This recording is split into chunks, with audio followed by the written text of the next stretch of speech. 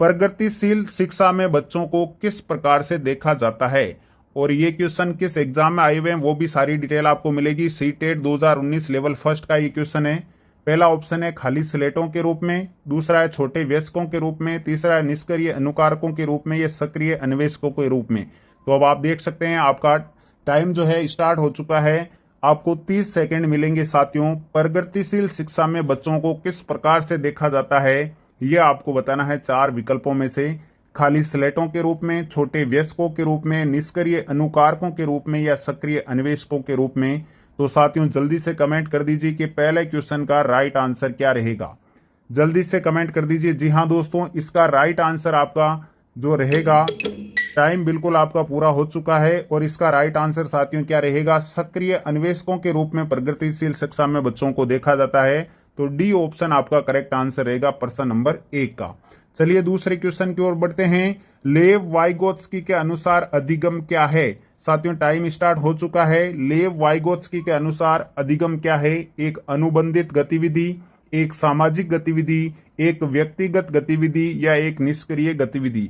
तो साथियों जल्दी से बता दीजिए कि प्रश्न नंबर 2 जो आपके सामने अब आ चुका है, इसका राइट आंसर क्या रहेगा। बिल्कुल सभी साथियों को कमेंट करना है, वीडियो को लाइक और शेयर जरूर करना है इस सेशन को साथियों। लेव वाइगोत्स्की के अनुसार अधिगम क्या है साथियों, सीटेट में आया हुआ क्वेश्चन। बिल्कुल इसका जो राइट आंसर रहेगा साथियों वह रहेगा एक सामाजिक गतिविधि है। लेव वाइगोत्स्की के अनुसार अधिगम बी ऑप्शन जो आप लोग देख रहे हैं वो करेक्ट आंसर रहेगा प्रश्न नंबर 2 का। आगे बढ़ते हैं साथियों प्रश्न नंबर 3 की ओर। वह अवधि जो वयस्कता के संक्रमण की पहल करती है उसे क्या कहा जाता है। बिल्कुल जल्दी से कमेंट कर दीजिए। सीटेट लेवल फर्स्ट 2019 का क्वेश्चन, वह अवधि जो वयस्कता के संक्रमण की पहल करती है उसे क्या कहा जाता है। बाल्यावस्था की समाप्ति, किशोरावस्था, मध्य बाल्यावस्था, या पूर्व क्रियात्मक अवस्था। 4 विकल्प आपके सामने अवेलेबल है साथियों। प्रश्न नंबर 3 का राइट आंसर क्या रहेगा। समय समाप्त होने को जा रहा है साथियों। राइट आंसर आपको कमेंट बॉक्स में कमेंट करना है। बिल्कुल प्रश्न नंबर 3 का जो राइट आंसर रहेगा साथियों वह रहेगा आपका ऑप्शन नंबर बी, किशोरावस्था। जी हाँ साथियों, सबसे पहले जो है आपको पता है शैशवावस्था आती है साथियों। शैशवावस्था के बाद में बाल्यावस्था आती है, और बाल्यावस्था के बाद में जो है साथियों किशोरावस्था आती है, और किशोरावस्था के बाद में वयस्कावस्था आती है। तो वयस्कावस्था के संक्रमण की पहल कौन करती है, किशोरावस्था करती है। ऑप्शन नंबर बी आपका करेक्ट आंसर रहेगा प्रश्न नंबर 3 का। जिन्होंने भी सही जवाब दिया बहुत बहुत धन्यवाद। आगे बढ़ते हैं साथियों प्रश्न नंबर 4 की तरफ। चौथा क्वेश्चन देख लीजिए। एक प्रारंभिक कक्षा कक्ष में एक बालक या बालिका अपने साथ जो अनुभव लाते हैं या लाती है उनका क्या करना चाहिए। जल्दी से बता दीजिए। सीटेट लेवल फर्स्ट 2019 का क्वेश्चन। हम ये जो 5000 प्लस क्वेश्चन देखेंगे ये केवल आए हुए क्वेश्चन रहेंगे। हर एक यूनिट से लगभग 1000 के आसपास क्वेश्चन बनेंगे साथियों। तो एक प्रारंभिक कक्षा कक्ष में एक बालक या बालिका अपने साथ जो अनुभव लाते हैं या लाती है उन्हें क्या करना चाहिए साथियों। 4 विकल्प आपके सामने। बिल्कुल प्रश्न नंबर 4 का राइट आंसर कमेंट बॉक्स में कमेंट करना है। प्रश्न नंबर 4 का जो राइट आंसर रहेगा साथियों वह रहेगा उन्हें शामिल करके उनका संचय करना चाहिए। जी हाँ साथियों, ए ऑप्शन बताने वाले सभी मित्र बिल्कुल सही बता रहे हैं। लाइक और शेयर करते रहें। आगे बढ़ते हैं प्रश्न नंबर 5 की तरफ साथियों। कोहलबर्ग के अनुसार एक बालक के नैतिक विकास के कौन से स्तर में वह नैतिक मूल्यों का आंतरिकरण प्रदर्शित नहीं करता है, और तर्क बालक के नैतिक तर्क बाह्य पुरस्कार और दंड से नियंत्रित रहते हैं। तो साथियों यह कौन सा स्तर रहेगा बालक का ये बताना है आपको। टाइम स्टार्ट हो चुका है। ये एचटेट 2019 लेवल फर्स्ट का क्वेश्चन है साथियों। तो जल्दी से बताइए। पूर्व परंपरागत स्तर, परंपरागत स्तर, पश्च परंपरागत स्तर, या सार्वभौमिक नैतिक सिद्धांत। आप यहां पर देख सकते हैं जो बालक के नैतिक तर्क है वो बाह्य पुरस्कार और दंड से नियंत्रित रहते हैं। तो कौन सी अवस्था और कौन सा स्तर है आपको याद आ गया होगा साथियों। प्रश्न नंबर 5 का राइट आंसर क्या रहेगा। टाइम समाप्त हो रहा है। बिल्कुल प्रश्न नंबर 5 का राइट आंसर क्या रहेगा साथियों, पूर्व परंपरागत स्तर। जी हाँ साथियों, प्रश्न नंबर 5 का आपका राइट आंसर ए ऑप्शन रहेगा। ए ऑप्शन बताने वाले बिल्कुल सही बता रहे हैं। आगे बढ़ते हैं प्रश्न नंबर 6 में। बालक की विवेचना तार्किक नहीं है और यह अंतर्ज्ञान पर आधारित है, न कि व्यवस्थित तर्क पर। पियाजे के अनुसार संज्ञानात्मक विकास की यह अवस्था कहलाती है। एचटेट 2019 लेवल फर्स्ट का क्वेश्चन है, संवेदीगामक काल, पूर्व क्रियात्मक काल, मूर्त क्रियात्मक काल या औपचारिक क्रियात्मक काल। आप सभी को पता है पियाजे ने 4 संज्ञानात्मक विकास की अवस्थाएं बताई है, चारों ऑप्शन में है।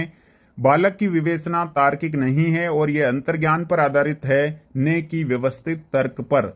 तो साथियों राइट आंसर क्या रहेगा? बिल्कुल प्रश्न नंबर 6 का राइट आंसर अब आपको कमेंट बॉक्स में कमेंट करना है। जितने लोग जुड़ चुके हैं सभी का स्वागत है साथियों। प्रश्न नंबर 6 का राइट आंसर क्या रहेगा? पूर्व क्रियात्मक काल, option number B correct answer रहेगा। और पूर्व क्रियात्मक काल की अवधि है 2 से 7 वर्ष तक। ठीक है साथियों, 2 से 7 वर्ष तक इसका राइट आंसर रहेगा पूर्व क्रियात्मक काल। प्रश्न नंबर 7 की ओर बढ़ते हैं साथियों। 7वां प्रश्न आपके सामने है, एक बालक जिसे मानव संपर्क से पृथक बड़ा किया गया है प्राय दीर्घ काल तक अत्यधिक भाषा की कमी को दर्शाता है, जो बाद में भाषा उद्भाषण अनुभवों द्वारा पूर्ण रूप से बिरले ही पूरी होती है। यह साक्ष्य भाषा विकास के कौन से पक्ष पर बल देता है? 4 विकल्प। टाइम स्टार्ट हो चुका है साथियों। एचटेट लेवल फर्स्ट 2019 का क्वेश्चन है। पहला है आपका वातावरणीय, दूसरा है जैविकीय, तीसरा है अंतःक्रियावादी, चौथा है व्यावहारिक। जल्दी से बता दीजिए साथियों। बाद में भाषा उद्भाषण अनुभवों द्वारा पूर्ण रूप से बिरले ही पूरी होती है, तो भाषा साक्ष्य विकास के कौन से पक्ष पर बल देता है ये बताना है प्रश्न नंबर 7 में। एचटेट में आया हुआ क्वेश्चन साथियों। टाइम समाप्त हो रहा है आपका। राइट आंसर रहेगा अंतःक्रियावादी, option number C correct answer रहेगा साथियों। सी ऑप्शन बताने वाले मेरे सभी साथी सही है बिल्कुल। आगे बढ़ते हैं प्रश्न नंबर 8 की ओर साथियों। बालकों की सामाजिक दक्षता के विकास के लिए निम्नलिखित में से कौन सी परवरिश शैली अधिकतम प्रभावी है? HTET level first 2019। तो साथियों बताइए, बालकों की सामाजिक दक्षता के विकास के लिए निम्नलिखित में से कौन सी परवरिश शैली अधिकतम प्रभावी है? अधिनायकवादी, लापरवाह, प्राधिकारिक या कृपालु। 4 विकल्प आपके सामने साथियों। जल्दी से कमेंट कर दीजिए, लाइक और शेयर करना है आपको। डेली 8 बजे अब ये क्लास रहेगी। 5000 प्लस क्वेश्चन, हर एक यूनिट के लगभग 1000 क्वेश्चन बनने वाले हैं साथियों। मजा आने वाला है इस सीरीज में। तो इसका राइट आंसर क्या रहेगा? प्रश्न नंबर 8 जो आप लोग देख रहे हैं, इसका राइट आंसर रहेगा साथियों प्राधिकारिक होनी चाहिए। बिल्कुल सी ऑप्शन बताने वाले सभी सही है। आगे बढ़ते हैं साथियों प्रश्न नंबर 9 की तरफ। 9वां क्वेश्चन आपके सामने है, विकास के संबंध में निम्न में से कौन सा सार्थक तथ्य है? सही तथ्य आपको बताना है। HTET level first 2019। 4 विकल्प आपके सामने। टाइम शुरू हो चुका है। यह पूर्वानुमान के अनुसार नहीं होता है, यह आनुवांशिकी और वातावरण की अंतःक्रिया का परिणाम है, सभी व्यक्ति समान दर से विकास करते हैं, या विकास विशेष से सामान्य की ओर अग्रसर होता है। आपसे पूछा क्या गया है कि विकास के संबंध में सार्थक यानी सही तथ्य कौन सा है साथियों? प्रश्न नंबर 9 में आपसे ये पूछा गया है। तो 90 क्वेश्चन का आपको राइट आंसर बताना है साथियों। टाइम समाप्त हो रहा है। 90 क्वेश्चन का राइट आंसर जिन दोस्तों ने बी ऑप्शन बताया है, यह आनुवांशिकी और वातावरण की अंतःक्रिया का परिणाम है। बी ऑप्शन बताने वाले बिल्कुल सही बता रहे हैं साथियों। प्रश्न नंबर 9 का राइट आंसर बी ऑप्शन रहेगा। आगे बढ़ते हैं प्रश्न नंबर 10 की ओर।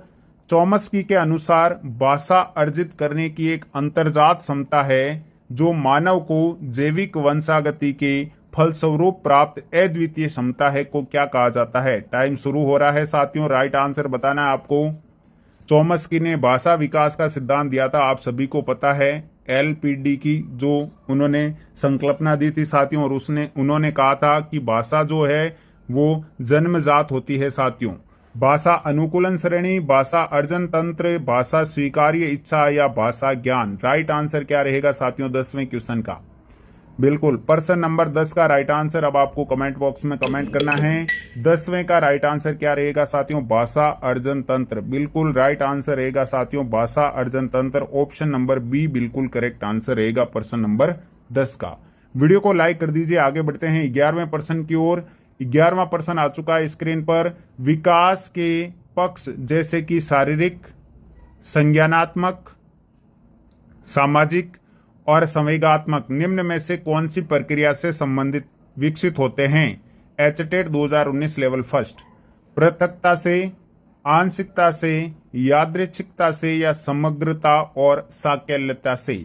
राइट आंसर बताना है साथियों। जो विभिन्न पक्ष है विकास के, शारीरिक, संज्ञानात्मक, सामाजिक और संवेगात्मक, यह कौन सी प्रक्रिया से इनका विकास होता है, ये पूछा गया है। एचटेट में आया हुआ क्वेश्चन है। हम सारे क्वेश्चन आए हुए ही देख रहे हैं, आप सबको पता चल गया होगा। प्रश्न नंबर 11 का राइट आंसर बताना है। समय समाप्त हो रहा है साथियों। राइट आंसर रहेगा समग्रता और साकल्यता। डी ऑप्शन बताने वाले सभी साथी बिल्कुल करेक्ट आंसर बता रहे हैं। 11वें का डी ऑप्शन करेक्ट आंसर बनेगा।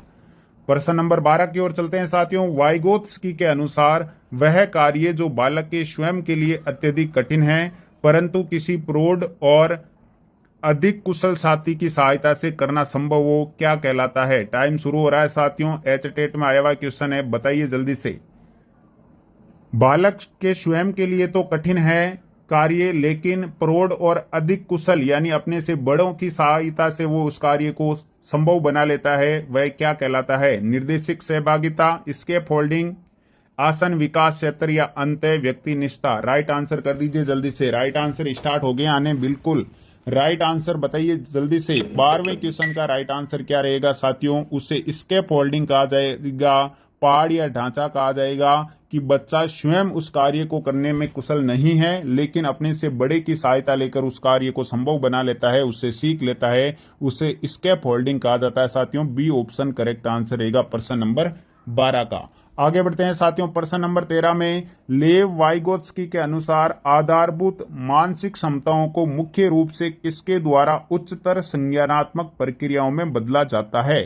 सीटेट 2019 लेवल सेकंड का क्वेश्चन। टाइम स्टार्ट हो चुका है साथियों। वाइगोत्स्की के अनुसार आधारभूत मानसिक क्षमताओं को मुख्य रूप से किसके द्वारा उच्चतर संज्ञानात्मक प्रक्रियाओं में बदला जाता है। अनुकूलन एवं संगठन, पुरस्कार एवं दंड, सामाजिक पारस्परिक क्रिया या उद्दीपन अनुक्रिया संबंध के द्वारा। जल्दी से बताइए साथियों। तो प्रश्न नंबर 13 का राइट आंसर अब आपको कमेंट बॉक्स में कमेंट करना है। बिल्कुल 13वें का राइट आंसर क्या रहेगा साथियों। प्रश्न नंबर 13 जो आप लोग देख रहे हैं इसका राइट आंसर रहेगा सामाजिक पारस्परिक क्रिया। बिल्कुल सी ऑप्शन बताने वाले बिल्कुल करेक्ट आंसर बता रहे हैं साथियों। प्रश्न नंबर 13 का सी ऑप्शन करेक्ट आंसर रहेगा। बढ़ते हैं प्रश्न नंबर 14 की ओर। आ चुका आपके सामने। एक बच्चा तर्क प्रस्तुत करता है कि हिंज को दवाई की चोरी नहीं करनी चाहिए क्योंकि यदि वे ऐसा करता है तो उसे पकड़ा जाएगा, तो वह पकड़ा जाएगा और जेल भेज दिया जाएगा। कोहलबर्ग के अनुसार वह बच्चा नैतिक समझ की किस अवस्था के अंतर्गत आता है। चलिए, सीटेट लेवल फर्स्ट 2019 का क्वेश्चन। टाइम शुरू हो चुका है साथियों। हिंज की दवाई की चोरी नहीं करनी चाहिए, यदि वे ऐसा करता है पकड़ा जाता है और जेल भेज दिया जाएगा। कोहलबर्ग के अनुसार नैतिक समझ की किस अवस्था में वो बच्चा आएगा साथियों। 4 विकल्प आपके सामने अवेलेबल है। प्रश्न नंबर 14 का राइट आंसर कमेंट बॉक्स में कमेंट करना है सभी साथियों को। डेली 8 बजे अब ये क्लास होने वाली है अपनी। तो साथियों प्रश्न नंबर 14 का राइट आंसर क्या रहेगा साथियों। प्रश्न नंबर 14 का राइट आंसर रहेगा दंड एवं आज्ञा पालन अभिविन्यास के अंतर्गत आएगा वो बच्चा। डी ऑप्शन बिल्कुल सही आंसर जो साथी बता रहे थे करेक्ट आंसर है साथियों। आगे बढ़ते हैं साथियों, जल्दी से आ जाइए प्रश्न नंबर 15 की ओर। जो बच्चे स्वयं से मौखिक संवाद करते हैं उन्हें लेव वाइगोत्स्की क्या कहते हैं साथियों। CTET 2019 level first. जल्दी से बता दीजिए साथियों। जो बच्चे स्वयं से मौखिक संवाद करते हैं, अपने आप से बातें करते हैं, उन्हें लेव वाइगोत्स्की क्या कहते हैं। समस्यात्मक वार्ता, अहम केंद्रित वार्ता, व्यक्तिगत वार्ता या भ्रांत वार्ता। तो 15 नंबर का राइट आंसर क्या रहेगा साथियों। जो बच्चे अपने आप से बातें करते हैं, मौखिक संवाद करते हैं, उन्हें वाइगोत्स्की क्या कहते हैं साथियों। तो साथियों उन्हें वाइगोत्स्की क्या कहते हैं, व्यक्तिगत वार्ता कहते हैं साथियों। Option number C correct answer रहेगा प्रश्न नंबर 15 का। जिन्होंने प्रश्न नंबर 15 का सी ऑप्शन बताया बिल्कुल करेक्ट आंसर है साथियों। आगे बढ़ते हैं अगले क्वेश्चन की ओर साथियों। पियाजे के अनुसार विशिष्ट मनोवैज्ञानिक संरचनाओं को क्या कहा जाता है। बिल्कुल इजी प्रश्न आपके लिए। टाइम शुरू हो चुका है। सीटेट 2019 लेवल सेकंड का क्वेश्चन। पियाजे के अनुसार विशिष्ट मनोवैज्ञानिक संरचनाओं को क्या कहा जाता है। मानसिक मैप, मानसिक उपकरण, स्कीमा या प्रतिमान। 4 विकल्प आपके सामने है साथियों। पियाजे के अनुसार विशिष्ट मनोवैज्ञानिक संरचनाएं जहां पर अनुभव से सही अर्थ निकालने की व्यवस्थित तरीके होते हैं उन्हें क्या कहा जाता है साथियों। बिल्कुल, उन्हें कहा जाता है स्कीमा। स्कीमा सी ऑप्शन आपका करेक्ट आंसर रहेगा प्रश्न नंबर 16 का। आगे बढ़ते हैं साथियों प्रश्न नंबर 17 की ओर। लाइक कर दीजिए सेशन को जल्दी से। 17वां क्वेश्चन आ चुका है। निम्न में से कौन सा मूर्त संक्रियात्मक अवस्था के प्रमुख कौशलों में से एक है? चलिए बताइए जल्दी से, टाइम स्टार्ट हो चुका है। निम्न में से कौन सा मूर्त संक्रियात्मक अवस्था के प्रमुख कौशलों में से एक है? सीटेट 2019 लेवल सेकंड का क्वेश्चन है साथियों, जल्दी से बताइए। द्वितीय वर्तुल प्रक्रियाएं, सजीवात्मक चिंतन, तुलना, समानता व असमानता बताने की योग्यता या परिकल्पित निगुणात्मक तर्क, क्या रहेगा राइट आंसर? प्रश्न नंबर 17 का राइट आंसर क्या रहेगा साथियों? बिल्कुल आपके आंसर आ चुके हैं साथियों। हमने पूछा था कि निम्न में से कौन सा मूर्त संक्रियात्मक अवस्था के प्रमुख कौशलों में से आएगा, तो तुलना, समानता व असमानता बताने की योग्यता, जिन्होंने सी ऑप्शन कमेंट किया था, बिल्कुल करेक्ट आंसर है साथियों प्रश्न नंबर 17 का। चलिए आगे बढ़ते हैं साथियों प्रश्न नंबर 18 की ओर। जीन पियाजे एवं लेव वाइगोत्स्की जैसे मनोवैज्ञानिक संरचनावादी अधिगम को किस रूप में देखते हैं? टाइम शुरू हो चुका है साथियों। लेवल 2 2019 सीटेट का क्वेश्चन। वाइगोत्स्की और जीन पियाजे मनोवैज्ञानिक संरचनावादी अधिगम को किस रूप में देखते हैं? 4 विकल्प। सक्रिय विनियोजन से अर्थ निर्माण की प्रक्रिया के रूप में, कौशलों का अर्जन के रूप में, प्रतिक्रियाओं का अनुबंधन के रूप में, या निष्क्रिय आवर्तीय प्रक्रिया के रूप में। तो बता दीजिए साथियों राइट आंसर क्या रहेगा? प्रश्न नंबर 18 का राइट आंसर आपको कमेंट करना है। टाइम समाप्त हो चुका है साथियों। प्रश्न नंबर 18 का राइट आंसर रहेगा सक्रिय विनियोजन से अर्थ निर्माण की प्रक्रिया के रूप में देखते हैं। ए ऑप्शन बिल्कुल करेक्ट आंसर रहेगा। जिन साथियों ने ए ऑप्शन कमेंट किया बिल्कुल करेक्ट आंसर। आगे बढ़ते हैं साथियों प्रश्न नंबर 19 की ओर। निम्न में से कौन सा विकास के व्यापक आयामों की सही पहचान करता है? 4 विकल्प आपके सामने। टाइम शुरू हो चुका है आपका, जल्दी से बता दीजिए साथियों राइट आंसर क्या रहेगा? तो साथियों निम्न में से कौन सा विकास के व्यापक आयामों की सही पहचान करता है? 4 विकल्प आपके सामने अवेलेबल है साथियों। प्रश्न नंबर 19 का आपको राइट आंसर बताना है। जल्दी से कमेंट कर दीजिए, कमेंट आने स्टार्ट हो चुके हैं। 19वें प्रश्न का राइट आंसर क्या रहेगा साथियों? बिल्कुल प्रश्न नंबर 19 का राइट आंसर यहां पर रहेगा बी ऑप्शन, शारीरिक, संज्ञानात्मक, सामाजिक एवं संवेगात्मक। जिन्होंने भी बी ऑप्शन बताया बिल्कुल करेक्ट आंसर है साथियों प्रश्न नंबर 19 का। बिल्कुल आगे बढ़ते हैं क्यों। चलिए अगला क्वेश्चन देखिए साथियों। 20वां क्वेश्चन आपकी स्क्रीन पर आ चुका है। निम्नलिखित में से कौन प्राथमिक समाजीकरण का माध्यम है? CTET 2019 level second. टाइम शुरू हो चुका है साथियों। निम्नलिखित में से कौन प्राथमिक समाजीकरण का माध्यम है? मीडिया, परिवार, विद्यालय या सरकार। 4 विकल्प आपको मैंने बता दिए हैं। आपको बताना है प्राथमिक समाजीकरण का माध्यम कौन सा रहेगा इन चारों में से साथियों। सीटेट में आया हुआ क्वेश्चन है, आपके सामने अवेलेबल है साथियों। चलिए कमेंट कर दीजिए। वेरी गुड, बहुत ही बढ़िया साथियों। प्राथमिक समाजीकरण का माध्यम कौन सा रहेगा? तो ये रहेगा साथियों विद्यालय। बिल्कुल विद्यालय करेक्ट आंसर रहेगा सी ऑप्शन साथियों। सी ऑप्शन बताने वाले सॉरी साथियों, यहां पर क्या पूछा गया है? प्राथमिक समाजीकरण का माध्यम पूछा गया है साथियों। प्राथमिक समाजीकरण का माध्यम रहेगा परिवार। बी ऑप्शन करेक्ट आंसर रहेगा साथियों। बी ऑप्शन जो बता रहे हैं बिल्कुल करेक्ट आंसर रहेगा। प्राथमिक जो एजेंसी होती है वो परिवार होती है साथियों। बी ऑप्शन करेक्ट आंसर रहेगा प्रश्न नंबर 20 का। आगे बढ़ते हैं 21वें प्रश्न की ओर। परिवार एवं पास पड़ोस बच्चों के समाजीकरण की कौन सी एजेंसी है? उसी से रिलेटेड ये क्वेश्चन है। सीटेट 2019 लेवल सेकंड का क्वेश्चन है साथियों। वो लेवल फर्स्ट का था, अब लेवल सेकंड का क्वेश्चन आपके सामने अवेलेबल है। परिवार एवं पास पड़ोस बच्चों के समाजीकरण की मनोवैज्ञानिक एजेंसियां हैं, प्राथमिक एजेंसियां हैं, मध्य एजेंसियां हैं या द्वितीयक एजेंसियां हैं? जल्दी से कमेंट कर दीजिए साथियों। प्रश्न नंबर 21 आपके सामने अवेलेबल है साथियों, जल्दी से कमेंट कर दीजिए। बिल्कुल 21वें का राइट आंसर क्या रहेगा? प्राथमिक एजेंसियां हैं साथियों। बी ऑप्शन करेक्ट आंसर रहेगा। बी ऑप्शन जिन साथियों ने बताया बिल्कुल सही है साथियों।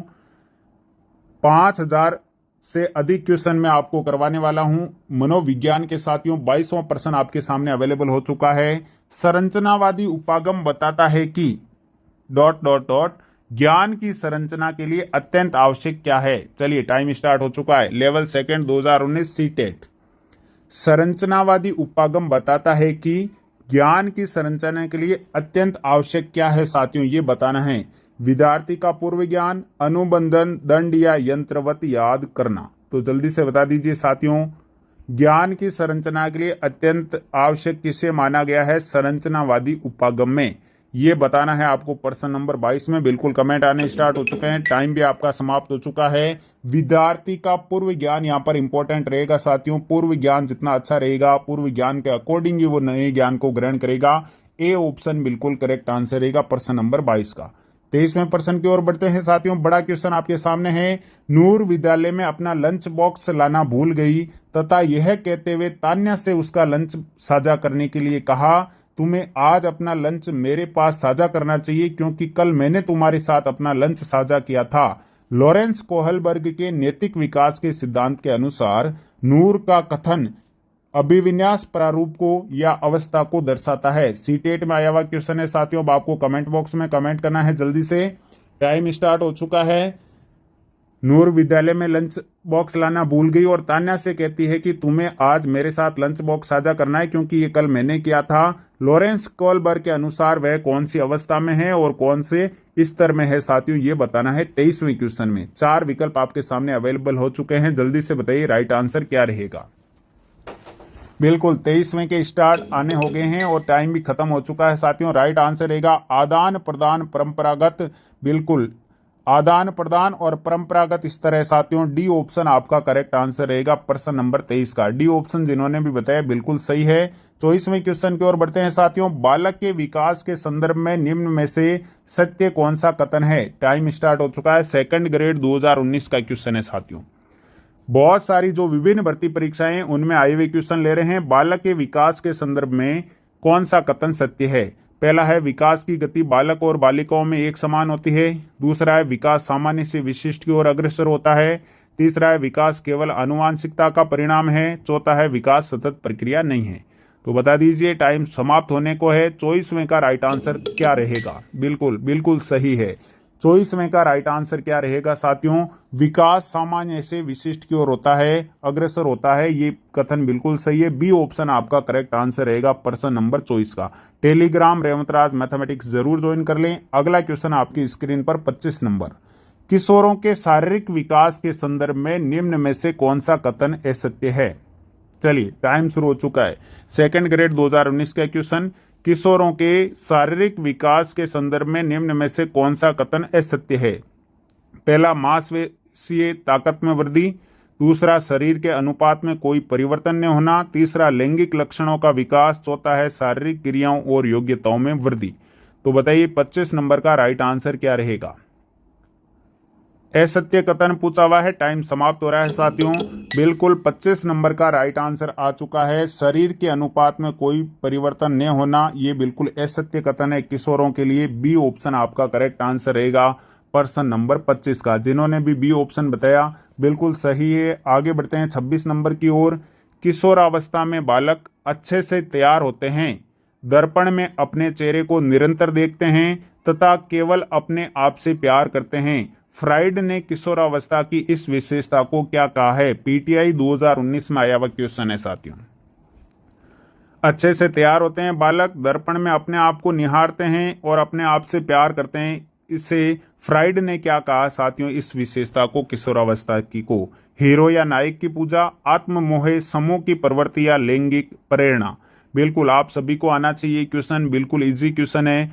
प्रश्न नंबर 26 के लगभग सभी के आंसर से आ रहे हैं। 26वें का राइट आंसर क्या रहेगा साथियों, आत्ममोह इसका राइट आंसर रहेगा बी ऑप्शन। बी ऑप्शन जिन साथियों ने बताया है बिल्कुल करेक्ट आंसर है। ध्यान रखें डेली 8 PM, अब 8 बजे शाम को ये लाइव क्लास रहेगी साथियों। आज थोड़े से लेट हो गई, कोई बात नहीं, लेकिन कल से 8 बजे आप जरूर जुड़ जाया करें। अगला क्वेश्चन 27 नंबर आपकी स्क्रीन पर। निम्न में से कौन सी ग्रंथि व्यक्तित्व विकास को प्रभावित नहीं करती है। चलिए टाइम शुरू कर दिया है मैंने, बिल्कुल इजी क्वेश्चन है इसलिए। निम्न में से कौन सी ग्रंथि व्यक्तित्व विकास को प्रभावित नहीं करती है। पीटीआई 2019 का क्वेश्चन। पिट्यूटरी ग्रंथि, एड्रिनल ग्रंथि, थायराइड ग्रंथि या पीनियल ग्रंथि। ये पूछा गया है कि कौन सी ग्रंथि व्यक्तित्व विकास को प्रभावित नहीं करती है।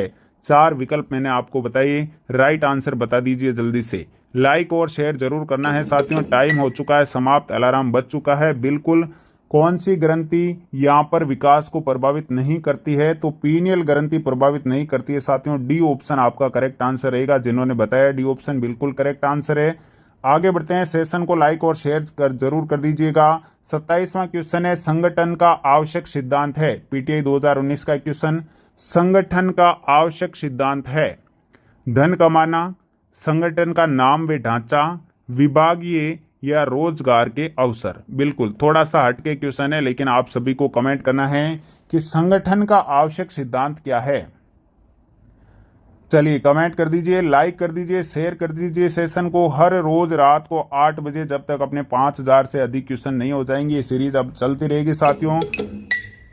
बिल्कुल 27वें क्वेश्चन का राइट आंसर क्या रहेगा साथियों? विभागीय। बिल्कुल सी ऑप्शन आपका करेक्ट आंसर रहेगा प्रश्न नंबर 27 का। आगे बढ़ते हैं 28 नंबर की ओर। शारीरिक शिक्षा व खेलों में सबसे प्रभावी जनसंपर्क है। पीटीआई 2019 का क्वेश्चन।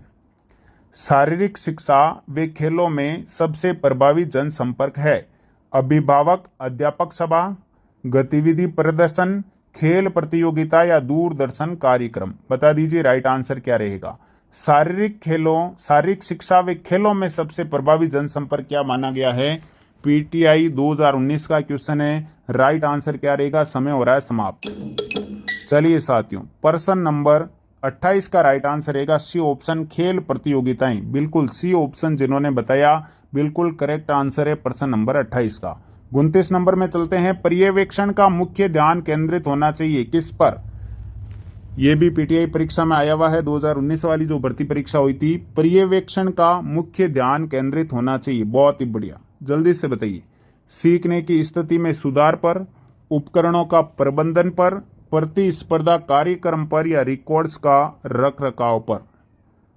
पर्यवेक्षण का मुख्य ध्यान केंद्रित किस पर होना चाहिए? ऑप्शन आने लगे हैं आपके। बिल्कुल बहुत ही बढ़िया।